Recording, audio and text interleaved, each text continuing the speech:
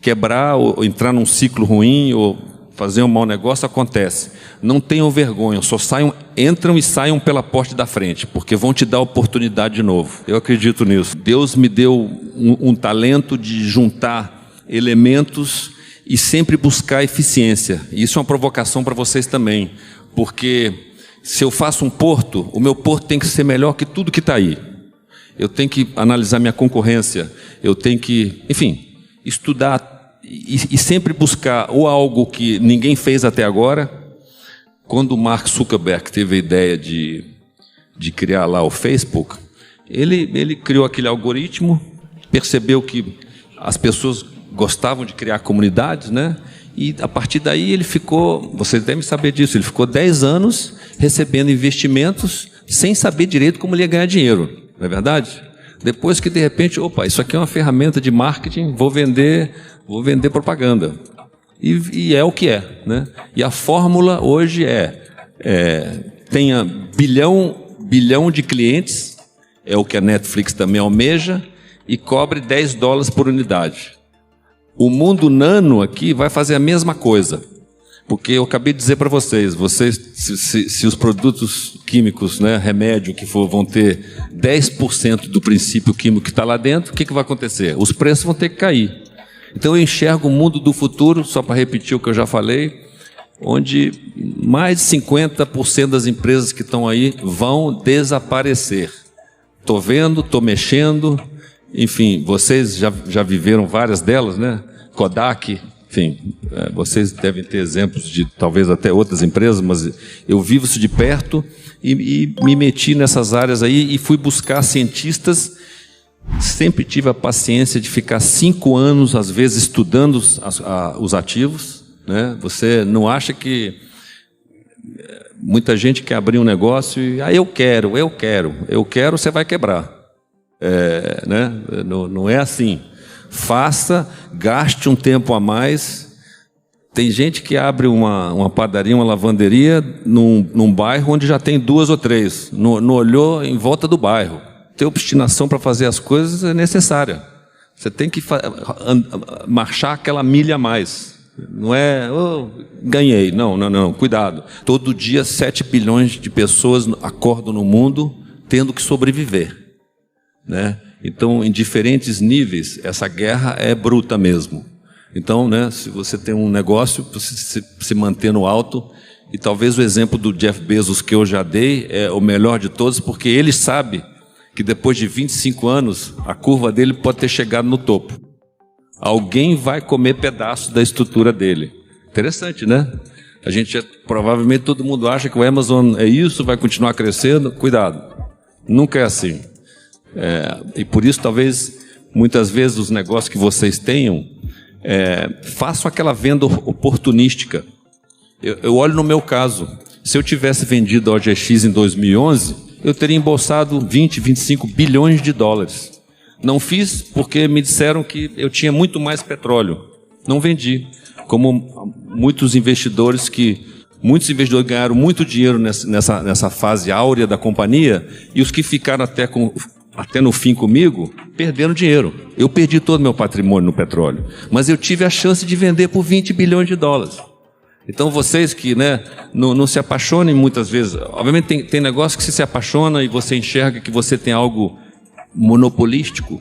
Aí, né, como é bom dizer, né, monopólio é bom quando é seu. Mas é difícil, né? É difícil hoje em dia você ter monopólio de alguma coisa. Aqui o seguinte, foi essa máquina maluca aí que eu construí na Amazônia em 1981. Eu vi um garimpo, eu vi lá as pessoas produzindo ouro manualmente, e eu vi, caramba, será que isso não pode ser mecanizado? Só que eu fiz o seguinte, eu gastei, dos 6 milhões de dólares que eu ganhei, eu gastei $1 milhão estudando em detalhe quanto ouro eu tinha ali.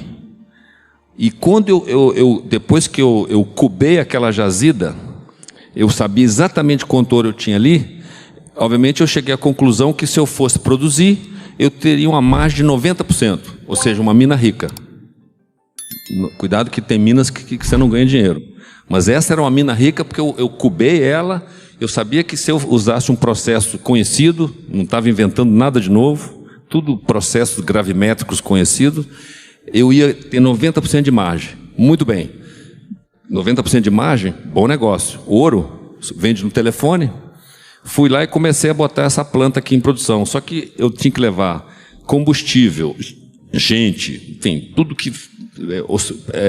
área médica, tudo de avião. Era uma ponte aérea de avião, né? Tudo caríssimo. Obviamente atrasou, obviamente tinha malária, todo 30 dias tinha que trocar as equipes. E graças a Deus eu só sobrevivi porque eu estudei que eu tinha 90% de margem no negócio. Então o risco foi um risco calculado.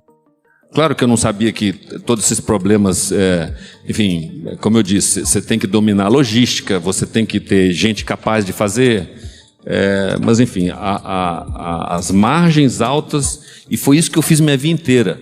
Isso aqui foi uma escola para mim, para sempre mexer com negócios de margem alta.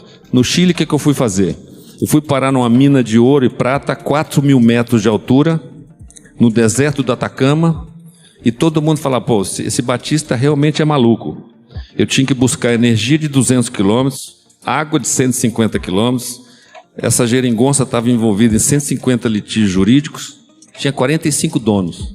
Só que quando eu analisei a engenharia jurídica, eu constatei que a cada pedaço de pizza de um garimpeiro que eu comprava, eu estava comprando um pedaço que tinha ouro contido.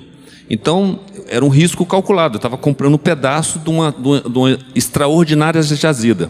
Em 6 meses eu consegui comprar todo mundo e, obviamente, eu já tinha feito a análise preliminar que tinha 80%, 90% de margem para colocar essa mina em produção. Ela entrou em produção em 1987, foram 300 milhões de dólares, foi o maior investimento na América do Sul numa mina de ouro naquela época, e foi um sucesso total. Imagine você, isso aqui também é no deserto do Atacama. Eu fui descobrir água, porque no Chile você pode ser dono de direitos de água, e minas de cobre, minas no Chile compram água para tocar suas operações.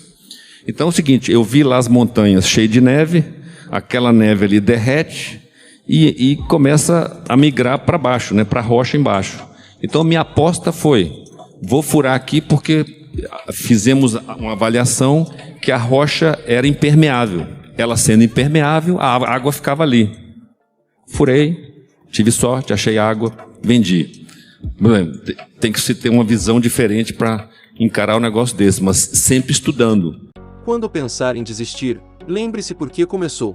Pare de ter medo do que poderia dar errado e pense no que poderia dar certo, pois toda conquista começa com a decisão de tentar. Insista, persista e nunca desista.